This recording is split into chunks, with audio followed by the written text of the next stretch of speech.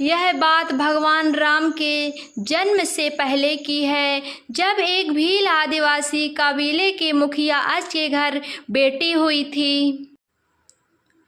उनका एक नाम श्रमणा और दूसरा नाम सबरी रखा गया। सबरी की माँ इंदुमती उसे खूब प्यार करती थी। बचपन से ही सबरी पशु पक्षियों की भाषा समझकर उनसे बातें करती थी और सबरी की माँ उसे देखती तो कुछ समझ नहीं पाती थी। कुछ समय बाद एक पंडित ने सबरी के परिवार को बताया कि वो आगे चलकर सन्यासी बन सकती हैं। इस बात का पता चलते ही सबरी के पिता ने उसका रिश्ता तय कर दिया। जैसे ही शादी का दिन नज़दीक आया तो सबरी के घर वालों ने खूब सारी बकरियां और अन्य जानवर घर के पास लाकर बांध दिए। एक दिन सबरी की माँ जब उसके बाल बना रही थी तो उसने माँ से पूछा, इतने सारे जानवर हमारे घर क्यों लाए गए हैं? तब माँ ने जवाब दिया, बेटी तुम्हारा विवाह होने वाला है, इसलिए हम लोगों ने इनका इंतजाम बलि देने के लिए किया है। तुम्हारी शादी के दिन ही बल प्रथा होगी और फिर इससे स्वादिष्ट भोजन बनाकर सबको परोसा जाएगा। यह सब सुनकर सबरी बहुत दुखी हो गई। काफ़ी देर तक सबरी ने उन जानवरों को आज़ाद करने के बारे में सोचा। सोचते सोचते सबरी के मन में आया कि अगर ये जानवर यहाँ नहीं होंगे तो इनकी बल रुक सकती है। ऐसा नहीं हुआ तो मेरे घर से कहीं चले जाने पर ही यह बल रुकेगी। जब मैं ही नहीं रहूँगी तब न विवाह होगा और न बल प्रथा। इससे मासूम जानवर भी बच जाएंगे। इसी सोच के साथ जानवरों को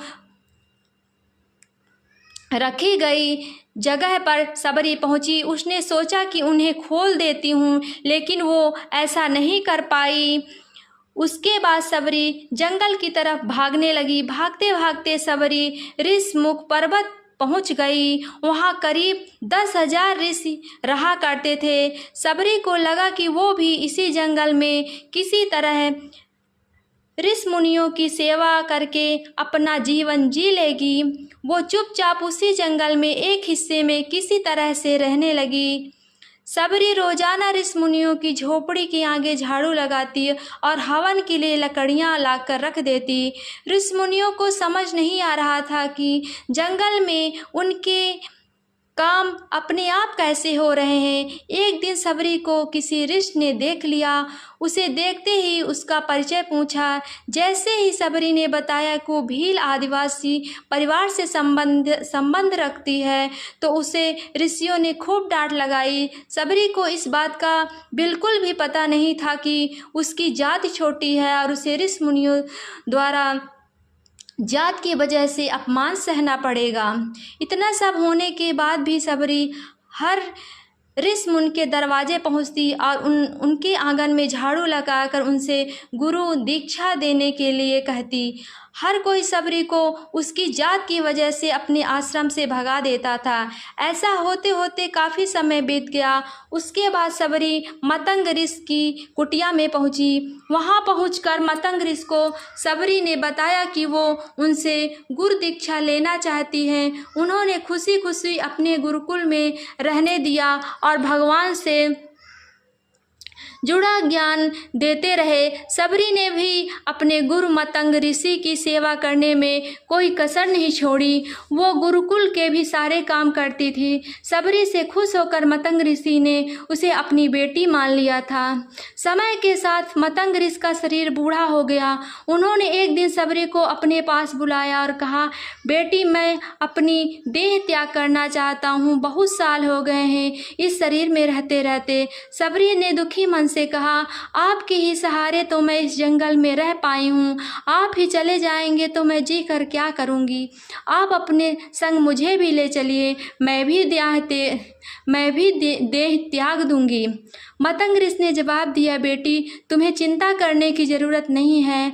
राम तुम्हारी चिंता करेंगे और ध्यान भी रखेंगे। सबरी ने राम का नाम सुनने के बाद पूछा, वो कौन है और उन्हें मैं किस तरह से ढूंढूंगी।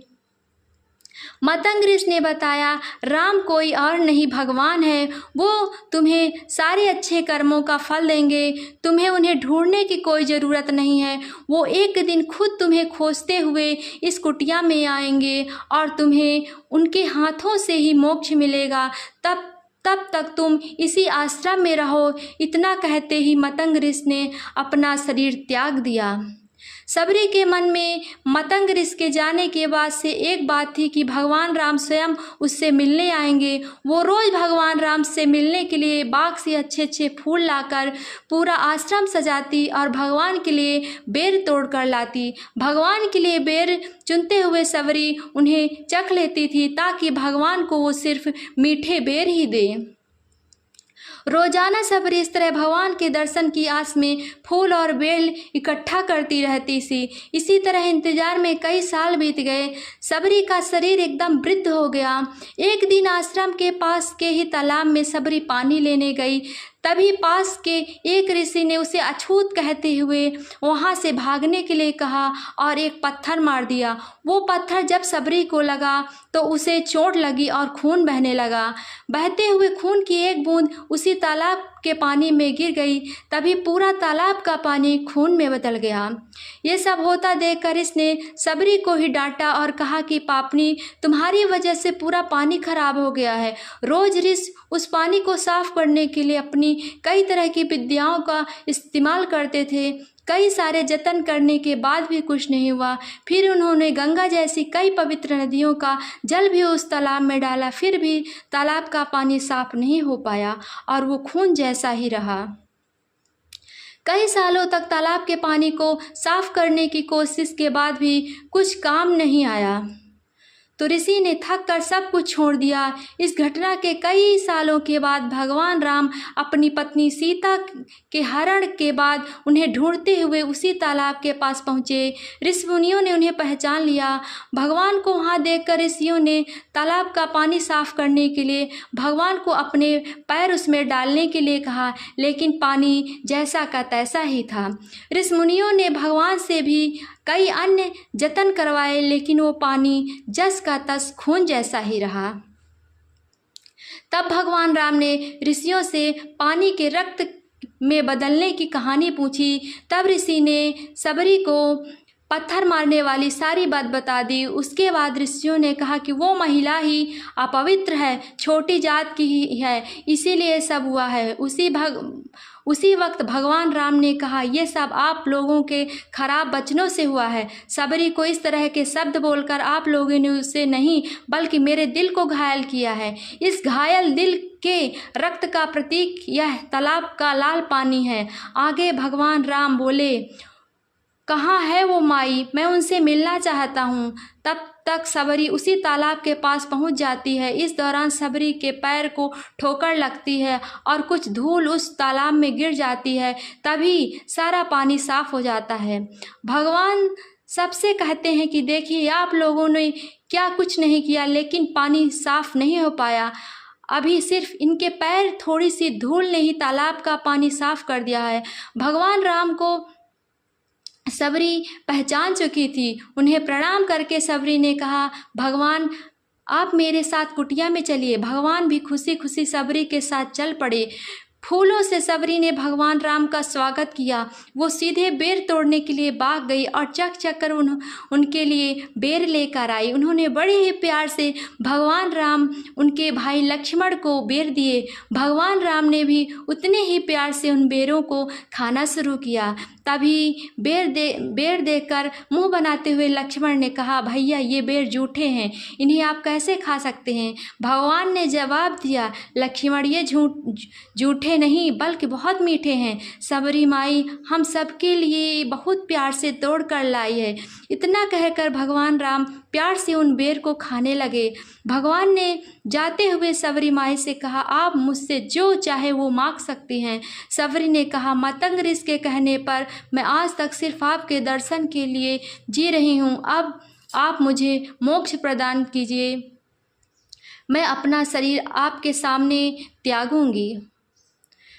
उसी वक्त सबरी ने अपना शरीर त्याग दिया। भगवान राम ने हाथों से उनका अंतिम संस्कार किया और सीता माँ की खोज में आगे बढ़ गए। इस तरह से ऋषमतंग की बात सच साबित हुई और सबरी को भगवान राम के दर्शन भी हुए। तभी से भगवान राम को सबरी के राम भी कहा जाने लगे।